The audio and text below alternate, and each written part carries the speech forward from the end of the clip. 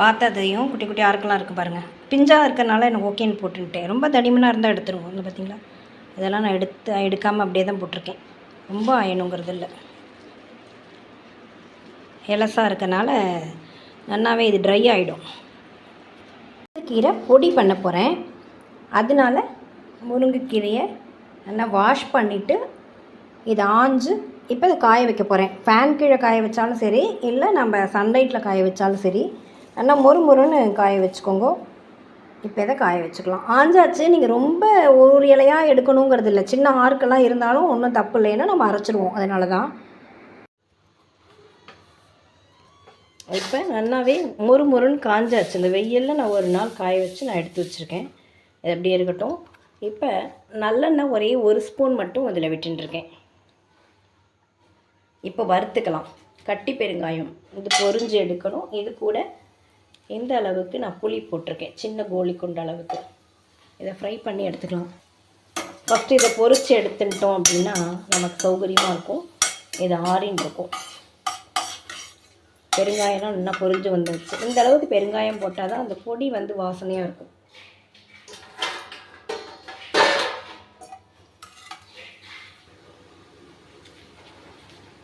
பெரிய ஸ்பூனில் 1 ஸ்பூனாக உளுத்தம்பருப்பு, கடலைப்பருப்பு, துவரம்பருப்பு எடுத்து போட்டுருக்கேன்.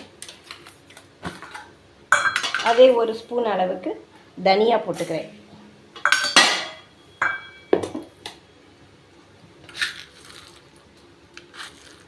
காரத்துக்கு மிளகு, ஜீரகம். இந்த மிளகுனுடைய காரம் கொஞ்சம் குறைவாக இருக்குங்கிறதுனால வர மிளகா. இதெல்லாம் உங்கள் காரத்துக்கு தகுந்த மாதிரி தான். எள்ளு, பிளாக் ஆர் ஒயிட் இது வேணால் போட்டுக்கலாம். இந்த பொடிக்கு தகுந்த அளவுக்கு கல்லுப்பு. இதையும் போட்டு நம்ம எல்லாத்தையும் வறுத்துக்கலாம். ஒரே 1 ஸ்பூன் நல்லெண்ணெய் விட்டுட்டா போதும்.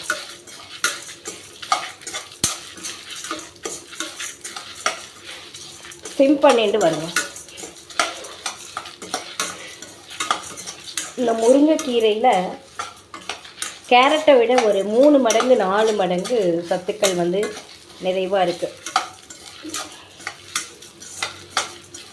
நம்ம நாட்டில் வந்து ஈஸியாக கிடைக்கக்கூடியது முருங்கைக்கீரை. இதெல்லாம் முருங்கைக்கீரையினுடைய பயன்கள் ரொம்ப ரொம்ப ரொம்ப அதிகம். அயன் இருக்குது, கால்சியம் இருக்குது, இதில் அதை விட மெக்னீஷியம் இதெல்லாம் நிறையவே இருக்குது. மெயினாக கண்களுக்கு நல்லது, எலும்புகளுக்கும் நரம்புகளுக்கும் ரொம்ப ரொம்ப நல்லது. இதை டெய்லி ஏதோ ஒரு வகையில் நம்ம சேர்த்துக்கலாம். டெய்லி நம்மளால் முருங்கைக்கீரை சூப்போ இல்லை முருங்கைக்கீரையாவோ செய்து நம்ம சாப்பிட முடியாது. அதனால் இந்த மாதிரி நம்ம பவுடர் பண்ணி வச்சுட்டா டெய்லி கொஞ்சம் கொஞ்சம் எடுத்துக்கலாம்.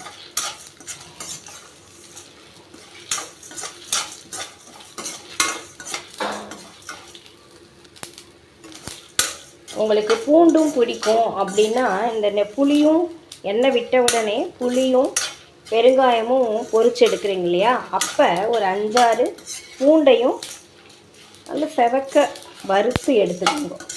இன்னும் டேஸ்ட்டாக இருக்கும்.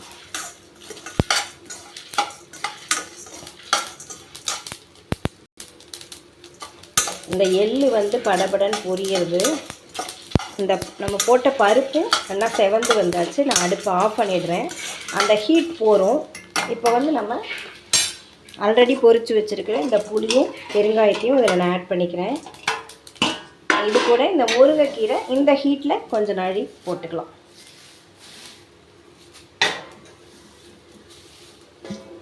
ஆல்ரெடி செமையாக அது வந்து ரோஸ்ட் ஆகிடுது. இருந்தாலும் ஒரு பெரட்டிக்கலாம். இதில் பெரட்டிட்டு உப்பும் போட்டாச்சு. இனிமேல் இதுக்கு ஒன்றும் வேலை இல்லை. நல்லா கம்ப்ளீட்டாக அதை கூல் பண்ணிடலாம். ஃபேனில் வச்சோ அல்லது நார்மல் டெம்பரேச்சர்லையோ அப்படியே ஆற வச்சுருங்க. ஆற வச்சுட்டு மிக்சியில் நம்ம பவுட்ரு பண்ணி வச்சுக்க வேண்டியதான். நீங்கள் முருங்கைக்கீரையோடு இவ்வளோ இன்க்ரீடியன்ட்ஸ் போட்டு வறுத்து பண்ணும்போது தான் டேஸ்ட் இருக்கும். இல்லைனா உங்களுக்கு நார்மலாக பண்ணிங்கன்னா பிடிக்காது. அதனால தான். உங்களுக்கு பூண்டு பிடிக்கும்னா நீங்கள் பூண்டையும் சேர்த்து வறுத்து பண்ணுங்க. பூண்டு ரொம்ப ரொம்பவே உடம்புக்கு நல்லது.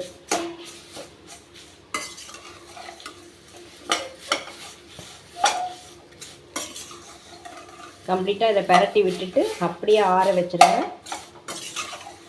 இந்த சின்ன சின்ன ஆறுக்கெல்லாம் வந்து நம்ம பவுட்ரு பண்ணும்போது அரைஞ்சிடும். ரொம்ப ஒவ்வொரு இலையாக எடுக்கணும் அப்படிங்கிற அவசியம் இல்லை. அவ்வளோதான், ஈஸியாக முடிஞ்சது இல்லையா? நைஸாகவும் கொஞ்சம் குறக்குறப்பாகவும் நீங்கள் அரைச்சிக்கலாம். இது வந்து இட்லிக்கும் நம்ம வந்து இட்லி பொடிக்கு பதிலாகவும் நம்ம இதை தொட்டுக்கலாம். அதாவது அந்த முருங்கை மரத்தில் உள்ள ஒவ்வொரு இலைகளும் ஒவ்வொரு விட்டமின் டேப்லெட் மாதிரி நம்ம நினச்சி எடுத்துக்கணும். இதை அத்தனையும் விட்டமின்ஸ், அந்த இலைகள் அத்தனையுமே டெய்லி சேர்த்துக்கலாம். கூட்டு பொரியல் எது பண்ணாலும் ஒரு கைப்பிடி அளவுக்கு நீங்கள் அது கூட சேர்த்து பண்ணும்போது டெய்லியே நமக்கு இந்த முருங்கைக்கு நன்மைகள் எல்லாமே கிடைக்கும். இதை நம்ம ஸ்டோர் பண்ணி வச்சுக்கலாம், எவ்வளோ நாள் ஆனாலும் கெட்டு போகாது, டெய்லி யூஸ் பண்ணிக்கலாம். இதில் ஒரு ஸ்பூன் எடுத்து கூட நீங்கள் காய் பண்ணும்போது சேர்த்து அதனுடைய பரட்டி நீங்கள் ரெடி பண்ணிக்கலாம். எல்லாருக்கும், எல்லா ஏஜ் குரூப்ஸும், அதுவும் வளரும் சின்ன குழந்தைகளுக்கு ஆரம்பத்துலேருந்தே இந்த கால்சியம் கண்களுக்கு ரொம்ப ரொம்ப நல்லது. கண்ணாடி போட வேண்டிய அவசியம் இருக்காது. ஆரம்பத்துலேருந்தே இந்த மாதிரி விட்டமின்ஸ்லாம் நம்ம இயற்கையாக சேர்த்துக்கிறது ரொம்ப நல்லது, எல்லாருக்கும் நல்லது. யாருக்கு மட்டும் அவாய்ட் பண்ணணும் அப்படின்னு டாக்டர் சொல்கிறாங்க அப்படின்னா, சிறுநீரக பிரச்சனை இருக்கு இல்லையா, சிறுநீரக கற்கள் உள்ளவங்க, சிறுநீரக பிரச்சனை, செரிமான கோளாறு உள்ள ரெகுலராகவே அவங்களுக்கு இருக்குது, அந்த மாதிரி ப்ராப்ளம்ஸ் இருக்குது அப்படிங்கிறவங்க மட்டும் இதை அவாய்ட் பண்ணிக்கலாம். மற்றபடி எல்லாருமே எடுத்துக்கலாம். இவ்வளோ பயன்கள் இருக்குது, அதனால் கண்டிப்பாக ட்ரை பண்ணுவோம். தேங்க்யூ வாட்சிங். Thank you friends.